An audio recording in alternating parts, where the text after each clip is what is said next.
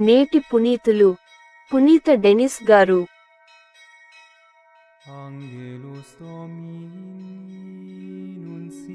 వారు దేవుడు నాకు ఒస్గిన ప్రత్యేక కృపావరమును గుర్తించిరి. బుధవారం, అక్టోబర్ 9, 2024. మొదటి పఠనం గలతీయులకు వ్రాయబడిన లేఖ 2వ అధ్యాయం 1, 2 మరియు 7 నుండి 14 వచనాలు. సహోదరులారా, యూదియా సంఘము పౌలును గూర్చి విని దేవుని స్తుతించిరి. పిమ్మట 14 సంవత్సరములైన తరువాత తీతును కూడా వెంటబెట్టుకుని బర్నబాతో తిరిగి యెరూషలేమునకు వెళ్ళితిని. అటుల పోవలెనని దేవుడు నాకు తెలియజేయుట చేతనే నేను పోయితిని. నేను జరిపినదియు ఒకవేళ వ్యర్థమై పోవునేమో అని నేను అన్యుల మధ్య వివరించుచున్న సువార్తను వారికి మరి ప్రత్యేకముగా పెద్దలని ఎంచబడిన వారికి విశదపరచితిని. అట్లుకాక సున్నతి పొందిన వారికి సువార్తను బోధించు బాధ్యతను దేవుడు పేతురునకు అప్పగించినట్లే, సున్నతి పొందని వారికి సువార్తను బోధించు బాధ్యతను దేవుడు నాకు అప్పగించనని వారు గ్రహించిరి.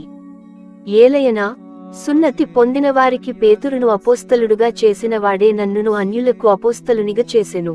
ఆధారస్తంభములుగా ఎంచబడిన యాకోబు, పేతురు, యోహానులు దేవుడు నాకు ఒస్గిన ప్రత్యేక కృపావరమును గుర్తించిరి. మేము అన్యులలోనూ వారు సున్నతి పొందిన వారలలోనూ పనిచేయవలెనని చెప్పి తమతో భాగస్థుల మనుటకు సూచకముగా వారు నాతోనూ బర్నబాతోనూ కుడిచేతితో కరచాలనము చేసిరి. అచటి పేదలను మేము జ్ఞాపకము ఉంచుకొనవలెనని మాత్రమే వారు కోరిరి. వాస్తవముగా అట్లు చేయుటకు నేను ఎంతయో ఆశించితిని. పేతురు అంతియోకునకు వచ్చినప్పుడు స్పష్టముగా అతనిదే తప్పు కనుక ముఖాముఖిగా నేను అతనిని వ్యతిరేకించితిని. ఏలయనా, యాకోబుచే పంపబడిన కొందరు అచటకు రాకమునుపు పేతురు అన్యసోదరులతో కలిసి భుజించుచుండెడివాడు. కాని వీరు వచ్చిన తరువాత అతడు అటుల చేయుట మానుకొని వారితో తినుటకు వెనుదీసెను. ఏలయనా, అన్యులు సున్నతి పొందవలెనని వాదించువారికి అతడు భయపడుచుండెను. మిగిలిన యూదులను అతనితో పాటు అటుల నటించిరి. బర్నబా కూడా వారి నటనకు లోనయ్యెను. వారు సువార్తయందలి సత్యమును అనుసరించి ప్రవర్తించుటలేదు అని నేను గమనించిన తోడనే వారి అందరి ఎదుట పేతురుతో ఇటంటిని, యూదుడవైన నీవు యూదునివలె కాక అన్యునివలె జీవించుచుంటివి.